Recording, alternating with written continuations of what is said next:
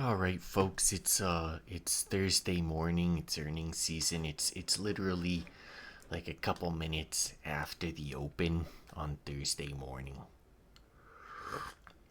Now this video is going to be fairly short. You might have guessed it already. It's going to be about Lyft.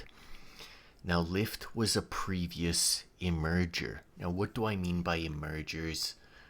If um if you look through some of my videos, you might pick up that one of the things that I look for is companies that are reporting their very first ever quarterly net profit, net income, or their first ever annual net income.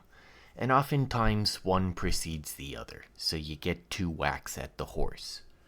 But that's what I mean when I use the word emerger. And if you see the word emerger or emergers in my video titles, that's what I'm talking about.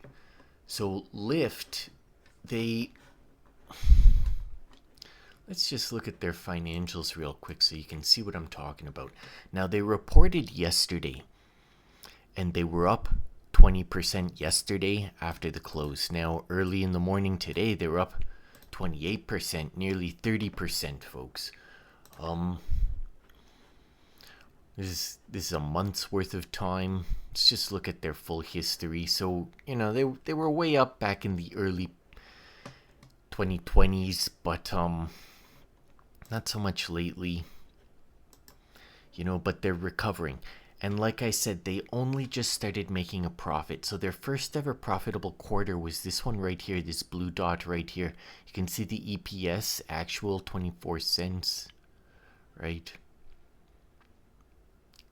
Wait a minute, that doesn't make sense.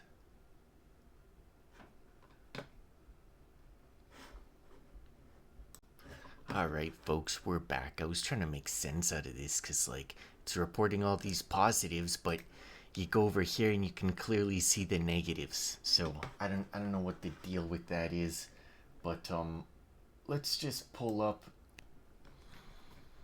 So negative, negative, negative, and then boom, mid-year 2024, $5 million in profit for the quarter. Now, they didn't actually report a profit for Q3, but I'm going to show you why it's still really interesting.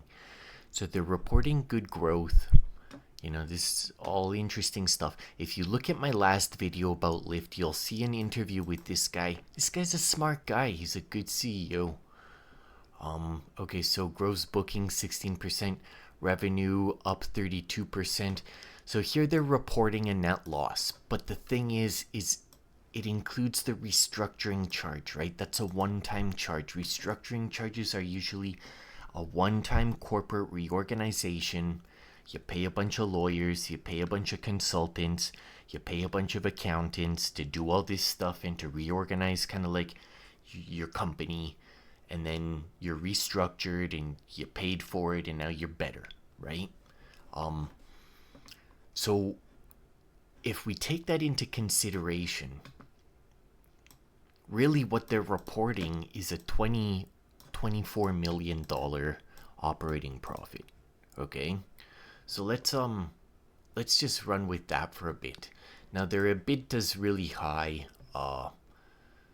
whatever. But there's a few other interesting points here. Let's look at their full year 2024 outlook.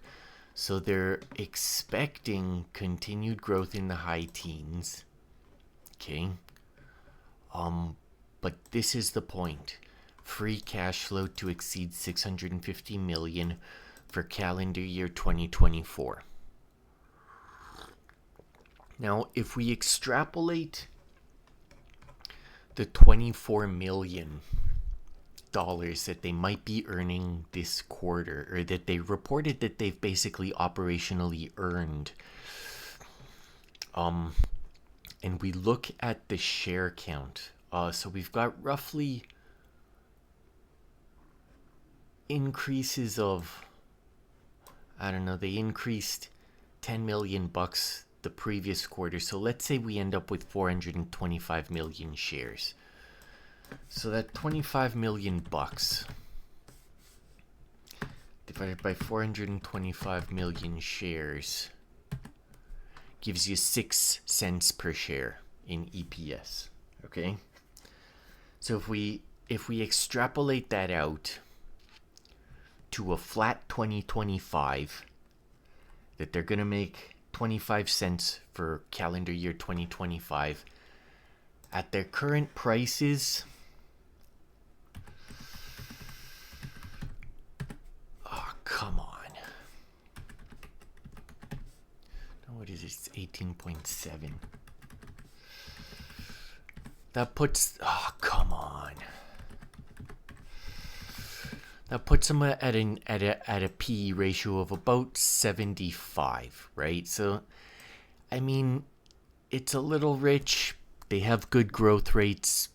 Hey, they're no Palantir, right? I think they're at 250 PE right now. You know, we've routinely seen Tesla go between 100 and 200 in the past. We all know how these PE things work on these high growth companies. The question is Lyft a high growth company? Now, let's just go back to their financials here.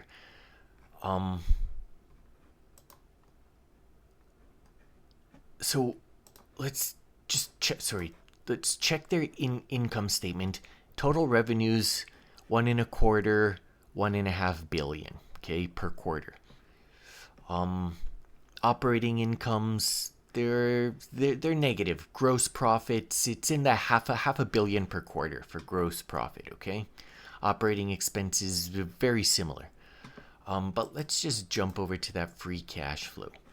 First, we've got the annual. It's all negatives, except for the trailing 12 months. So we'll jump to the quarterlies. You can see that these free cash flow figures started going positive in Q4 2023. So they've had 4 reported free cash flow positive quarters, plus the current one right here for 242 million bucks, which is less than the last quarter.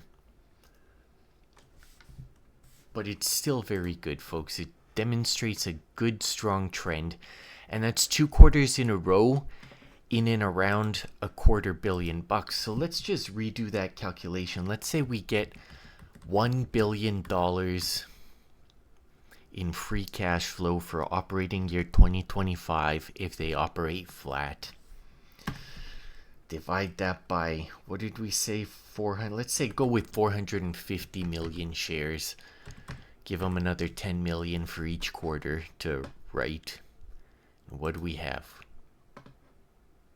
$2.22 per share. So at 19 bucks, let's call it 1850 divided by 220 is a free cash flow PE of 8.5. So if this company is attractive to you, you know, they've reported some good stuff. I'll tell you why this company is not attractive to me. It's not attractive to me because I'm more invested in Tesla. And as far-fetched as it seems, Tesla has a reasonable case to make that they might be able to undercut all of these companies' business models at some point in the future.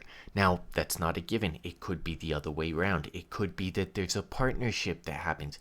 It could be that Tesla is just a joke and all the traditional companies squeeze it out of the market in 10 years. Who knows? But that's the reason that I did not put any of my own money down on Lyft. But like I said, they sure have an interesting CEO. That CEO, he's not that he hasn't been with the company that long. So a lot of this turnaround behavior, I think maybe from here forward, is likely because of him. And of course, the company that he's promoting and building. Anyways, I just wanted to show that so that you can see what the value is in some of these emergers, because once you break that glass ceiling of your first quarterly and annual profits, it demonstrates that you overcame a lot of things, and if you're an overcomer, then you're a winner, so that's the value that I see in these emergers. I'm going to keep reporting them on this channel, so if you like what you see, subscribe and like. Thanks for tuning in, folks.